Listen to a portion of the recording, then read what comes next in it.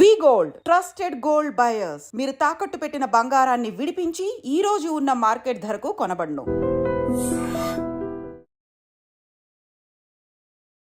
Hi hello నమస్తే, welcome back to iDream media. ఈరోజు మనతో ఉన్నారు సర్టిఫైడ్ ఫైనాన్షియల్ ప్లానర్ అయిన అనిల్ కుమార్ బచ్చు గారు. ఇక మార్కెట్ కరెక్షన్లో ఉన్నప్పుడు, డౌన్ ట్రెండ్లో ఉన్నప్పుడు కూడా కాస్త బెటర్గా పర్ఫామ్ చేసే స్టాక్స్ లాంటివి ఏమైనా ఉన్నాయా, అటువంటి సెక్టర్స్ కానీ ఏమైనా ఉన్నాయేమో తెలుసుకుందాం. Hi sir. నమస్తే అండి. యూజువల్లీ ఇది ఆడియన్స్ క్వశ్చన్. వాళ్ళు ఎప్పుడు ఏమడుగుతున్నారంటే, ఎక్కువగా మార్కెట్ కరెక్షన్లో ఉన్నా కూడా స్టేబుల్గా ఉండే స్టాక్స్, లేకపోతే ఆ టైంలో కూడా పెరిగే స్టాక్స్ ఏమైనా ఉన్నాయంటే డిఫరెంట్ సిచ్యువేషన్స్ బట్టి ఉంటాయని చెప్పేసి తెలిసినా కూడా మరి కొంతమంది జనరల్గా అడిగితే ఆన్సర్ ఏమొస్తుంది అని అనిల్ కుమార్ గారిని అడగండి అని చెప్పేసి స్పెసిఫిక్గా కామెంట్ చేయడం జరిగింది. సో ఏం చెప్తారు మీరు? జనరల్గా ఏంటంటే మార్కెట్స్ వరదలు వచ్చినప్పుడు అన్నీ కొట్టుకుపోతాయి. వెదర్ బరువు ఉన్న వస్తువులు అయినా సరే, లైట్గా ఉన్న అన్నీ పోతాయి. సేమ్ మార్కెట్ మంచి బుల్ కేసులో ఉన్నప్పుడు అన్ని స్టాక్స్ వెదర్ ఆ క్వాలిటీ ఉన్నా లేకుండా పడిపోయినప్పుడు కూడా అంతే అన్నమాట. సో అలాంటప్పుడు కూడా అంటే మార్కెట్ పడిపోయినా కూడా మన ఏమంటే కొన్ని స్టాక్స్ ఎప్పుడు మనము కొన్ని ఎస్పెషలీ కొన్ని సెక్టర్స్ మంచి పర్ఫామ్ చేస్తాయి. వాటిని మనం డిఫెన్సివ్ సెక్టర్స్ అంటాము. సో ఈ డిఫెన్సివ్ సెక్టర్స్ యూజువల్లీ ఎట్లాంటి ఎగ్జాంపుల్, వన్ మేజర్ ఎగ్జాంపుల్ ఏంటంటే ఫార్మా అండ్ హెల్త్ కేర్. మనకి ఏమి జరిగినా, డబ్బులు ఉన్నా లేకపోయినా మన హెల్త్ అయితే ఆగదు. మనం వచ్చినా కూడా మళ్ళీ అవే కొనుక్కోవాలి. అందుకే so pharma health care markets irrespective of markets grow అయినా లేకున్నా యూజువల్లీ డిఫెన్సివ్ స్టాక్స్ మంచిగా పర్ఫామ్ చేస్తాయి. సో మనం 2025లో చూసుకున్నా కానీ హెల్త్ కేర్ మార్కెట్ నియర్లీ ఒక $372 బిలియన్ చేరుతుంది ఇండియాలోనే, with in the India, world wide కూడా అని స్టేబుల్ సర్వే చెప్తుందన్నమాట. సో అండ్ ఇందులో కూడా ఎక్స్పోర్ట్స్ మన ఎస్పెషలీ మన జనరిక్స్ ఏవైతే ఉన్నాయో, జనరిక్ డ్రగ్స్ ఎక్స్పోర్ట్స్ మనకు కన్సిస్టెంట్గా సేమ్ ఉండే అవకాశాలు ఉన్నాయి ఇండియన్ ఎక్స్పోర్ట్స్. అలాంటప్పుడు ఏంటంటే they are quite a few stocks మన ఇండియన్ కంపెనీస్ ఏవైతే ఎక్స్పోర్ట్స్లో ఉన్నాయో, సన్ ఫార్మా కానీ, డాక్టర్ రెడ్డీస్ కానీ, సిప్లా కానీ, ఇంకా మల్టిపుల్ స్టాక్స్ ఏవైతే ఎక్స్పోర్ట్స్లో ఉన్నాయో they will give you very good returns అనమాట. పొటెన్షియల్ ఈజీగా 15%, 12 to 15% CAGRతో గ్రో అయ్యే అవకాశాలు ఉన్నాయి. అండ్ రికవరీ, మార్కెట్ రికవరీ అయ్యేటప్పుడు 25 to 30% పెరగచ్చు. ఎందుకంటే ఆల్రెడీ కరెక్షన్ అయినప్పుడు అది కూడా కరెక్షన్ అయ్యాయి. బట్ ఇవి డిఫెన్సివ్ స్టాక్స్, ఇట్లాంటివి ఈజీగా పెరిగే అవకాశాలు ఉన్నాయి. మార్కెట్స్ ఇంకా పడిపోయినా వీటికి ఎటువంటి ఇబ్బంది ఉండదు ఇటువంటి సెక్టర్, ఫార్మా అండ్ హెల్త్ కేర్లో. అండ్ నెక్స్ట్ వచ్చేసి మనము FMCG స్టాక్స్, బికాజ్ కన్జంప్షన్ ఆగదు, మన ఆకలి ఆగదు, మనం కన్జంప్ చేసేది మేబీ క్వాంటిటీ తగ్గుతుందేమో బట్ క్వాలిటీ కంపల్సరీ కొన్ని వాడేటివి ఉంటాయి. సో సోప్ కానీ, టూత్పేస్ట్ కానీ, పౌడర్, ఇవైతే మనం ఆపం. సో ఇట్లాంటి ఫుడ్ కూడా. సో ఇవన్నీ కూడా మార్కెట్ ఎలా ఉన్నా సరే ఇవి 2025లో స్టిల్ FMCG సెక్టర్ ఈజీగా ఇండియన్ సెక్టరే $220 బిలియన్ అయ్యే అవకాశం ఉంది మొత్తం వరల్డ్ వైడ్. అందులో ఎస్పెషలీ మన అంటే మంచి పాయింట్ ఏంటంటే రూరల్ డిమాండ్ కన్సిస్టెంట్గా పెరుగుతూ ఉంది. యూజువల్లీ మన ఇండియన్ రూరల్ గ్రోత్ అవుతుందో అది వరల్డ్ మార్కెట్స్కి సంబంధం లేదు. ఎందుకంటే అది ప్రైమరీ ప్రొడ్యూసింగ్, రూరల్ డిమాండ్ వచ్చేసి agriculture driven, agriculture allied services వల్ల వచ్చే గ్రోత్ అనమాట, or food processing growth. Usually ఇది బయట డిమాండ్తో సంబంధం లేకుండానే మంచిగా ఉండే అవకాశాలు ఉన్నాయి. సో అందుకోసమే ఇవి యూజువల్లీ వాళ్ళ దగ్గర డబ్బు ఉన్నప్పుడు FMCG companies are the first beneficiary. అందుకే మన ఇండియన్ FMCG ప్రెడిక్షన్స్ అన్నీ చాలా బాగున్నాయి. అండ్ ఇక్కడ టాప్ స్టాక్స్ ఆబ్వియస్లీ అందరికీ తెలిసిన HUL కానీ, ITC కానీ, నెస్లే ఇండియా కానీ, ఇంకా చాలా చిన్న medium size companies, small companies which have potential. FMCG sector is a good, ఏమంటారు, మంచి సెక్టర్. ఇట్లాంటి మార్కెట్ డౌన్ ట్రెండ్లో ఉన్నప్పుడు కూడా మంచిగా పర్ఫామ్ చేస్తుంది. ఈజీగా రికవరీ అయితే మార్కెట్ రికవరీ టైంలో 15 to 20% ఈజీ గ్రోత్ అనమాట. బికాజ్ ఎటువంటి టైంలో కూడా మార్కెట్స్ పర్ఫామ్ చేస్తాయి, వాటి numbers will do good. And కొంచెం రికవరీ కనబడింది, అటువంటి టైంలో నంబర్ వచ్చిందంటే ఇటువంటి stocks returns are much higher అనమాట. దెన్ వన్ మోర్ సెక్టర్ అంటే ఇట్లాంటి డిఫెన్సివ్ కరెంట్లీ జరుగుతున్నది అంటే renewable energy sector. Could be సోలార్లో కానీ, మరి ఈవెన్ అదర్ రెన్యూవబుల్ ఎనర్జీ సోర్సెస్లో ఉన్న వాటి కంపెనీస్ కూడా.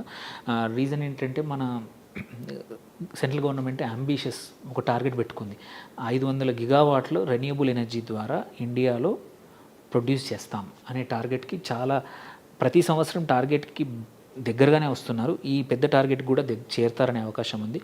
గ్లోబల్గా కూడా మనం చూసుకుంటే రెగ్యులర్ సోర్సెస్, మనం పవర్ జనరేషన్కి కోల్, ఆయిల్, వీటికి చాలా రకమైన టెన్షన్స్ చూస్తున్నాం. సో అలాంటప్పుడు ప్రైజింగ్ ఎక్కువ అవుతుంది. అలాంటప్పుడు కన్సిడరింగ్ దట్ ఆల్టర్నేట్ ఈ రెన్యూబుల్ ఎనర్జీ ఏదైతే ఉందో మేజర్ అయిపోయాయి. అండ్ ఇందులో మన కేసులో అదాని గ్రీన్ కానీ మళ్ళీ ఊర్జా గ్లోబల్ ఇంత మనము ఒక penny stock, but it's also good scope ఉన్న కంపెనీ. టాటా పవర్ కానీ, సో మల్టిపుల్ కంపెనీస్ ఉన్నాయి రిన్యూవబుల్ ఎనర్జీ స్టాక్స్, ఇంకా స్కోప్ ఉంది. వీటిలో ఈజీగా 20-25% రిటర్న్ వచ్చే అవకాశాలు ఉన్నాయి. కొన్ని అయితే 2 to 3x కూడా వచ్చే అవకాశాలు ఉన్నాయి. సో కొన్ని కంపెనీస్ ఏవైతే మంచి డెట్ టు ఈక్విటీ రేషియోస్, అంటే నియర్ డెట్ అనేది లేని కంపెనీస్, వాటి ప్రోడక్ట్లో వాటి సర్వీసెస్లో ఉన్న ఆ మెయిన్ వాల్యూ అనేది వాటి యూజ్ కేసు వాటికి ఆ స్ట్రెంత్ ఇస్తుంది.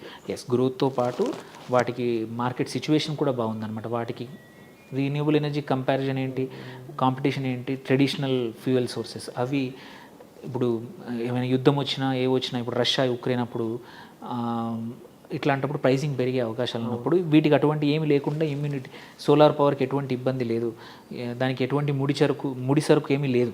సో అలాంటప్పుడు ఈ కంపెనీ స్టేబుల్గా రిటర్న్స్ ఇచ్చే అవకాశాలు ఉన్నాయి. ఇంకొకటి obviously banking and financial services, considering especially ఇప్పుడు కరెక్షన్ అయ్యాయి చాలా బ్యాంక్స్ అండ్ స్టాక్స్ ఇవన్నీ కూడా, ఈవెన్ ఎఫ్ఎంసీజీ మన ఎన్బిఎఫ్సి స్టాక్స్ కూడా. అలాంటప్పుడు మంచి తక్కువ వాల్యుయేషన్లు దొరుకుతున్నాయి. అండ్ ఎస్, ఆర్బీఐ రేట్ తగ్గించవచ్చు, ఇంట్రెస్ట్ రేట్ తగ్గడం వల్ల వీటిది తగ్గిన క్రెడిట్ గ్రోత్ పెరుగుతుంది. క్రెడిట్ గ్రోత్ పెరగడం అంటే దానివల్ల వీళ్ళకు రెవెన్యూ పెరుగుతుంది అనమాట. దో ఇంట్రెస్ట్ రేట్స్ తగ్గినా కానీ ఇన్ఫ్లేషన్, మన ఇంట్రెస్ట్ రేట్ తగ్గడం వల్ల ఆబ్వియస్లీ జనాలు మళ్ళీ అప్పులు ఎక్కువ తీసుకుంటారు. అప్పులు ఎక్కువ తీసుకుంటే వీళ్ళకి ఇంట్రెస్ట్ రెవెన్యూ ఎక్కువ వస్తుంది. సో ఇందులో obviously most of the private company banks ఏవైతే ఉన్నాయో మంచి యాసెట్ క్వాలిటీ బాగా చూపిస్తూ ఎన్పిఏ తక్కువ చేస్తూ పర్ఫామ్ చేస్తున్న stocks will be rewarded. Example HDFC అనుకోండి, కోటక్ మహీంద్రా బ్యాంక్ కానివ్వండి, మళ్ళీ యాక్సిస్ కానీ, మల్టిపుల్ ఏవైతే స్టాక్స్ ఉన్నాయో ప్రైవేట్ స్పేస్లో ఎస్పెషల్లీ ఈజీగా 15-20% రిటర్న్స్ కన్సిస్టెంట్లీ ఇచ్చే అవకాశాలు ఉన్నాయి. అండ్ రికవరీ అయినప్పుడు 25-30% కూడా గ్రో అయ్యే అవకాశాలు ఉన్నాయన్నమాట.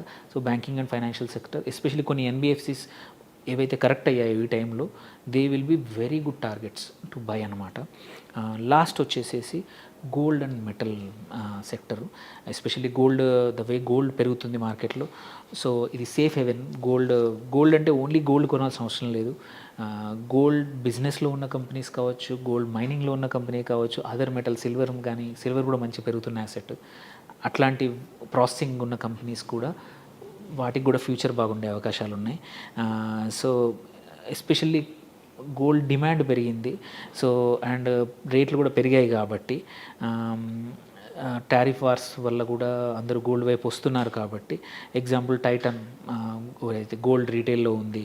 అట్లాగే చాలా కళ్యాణ్ కానీ మల్టిపుల్ ఏవైతే గోల్డ్ బిజినెస్లో ఉన్న కంపెనీస్ని కొనవచ్చు, కొన్ని గోల్డ్ మైనింగ్లో ఉన్న కంపెనీస్, రిఫైనరీస్ ఉన్న కంపెనీస్ కొనుక్కోవచ్చు.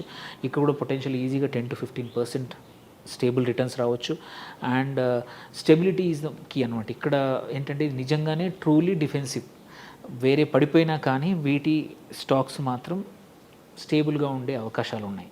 సో వీటిని ఈ సెక్టార్స్లో మార్కెట్స్ పడినప్పుడు జనరల్లీ చేయొచ్చు. ఇప్పుడు కూడా ఇందులో మంచి స్టాక్స్ ఏవైతే ఆల్రెడీ అండర్ వాల్యూ, ఇంతకుముందు లెట్సే 40 దగ్గర 50 PE దగ్గర మల్టిపుల్స్ దగ్గర ట్రేడ్ అవుతున్న స్టాక్స్ ఇప్పుడు కరెక్షన్ తర్వాత 15 or 20 or 30 దగ్గర ఉంటే it is a good time. Because in no time market recovery అయినప్పుడు మళ్ళీ ఆ 30-40 దగ్గరికి వెళ్ళిపోతుంది.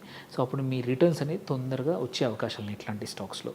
సో ఈ ఇన్వెస్టర్స్ అనేది ఇప్పుడు వీటిని సెలెక్ట్ చేసుకొని ఇందులో ఈ సెక్టర్లో కూడా మంచి స్టాక్స్ చూసుకుంటే చాలా మంచి రిటర్న్స్ వస్తాయి. Wonderful sir. అండ్ ఇవి మార్కెట్కి అనుగుణంగా ఉండే స్టాక్స్తో పాటుగానే ఇవి మార్కెట్ ఒడిదుడుకులో ఉన్నప్పుడు కూడా వీటి పర్ఫార్మెన్స్ అనేది స్టేబుల్గా ఉండడానికి గల రీజన్స్ కూడా ఇక్కడ మీరు విన్నారు కదండి. అయితే వీటిని మీరు ఇన్వెస్ట్ చేసే ముందు మాత్రం మరొకసారి చెక్ చేసుకోండి. అలాగే ఒక పర్సనలైజ్డ్ అడ్వైస్ కూడా తీసుకోండి.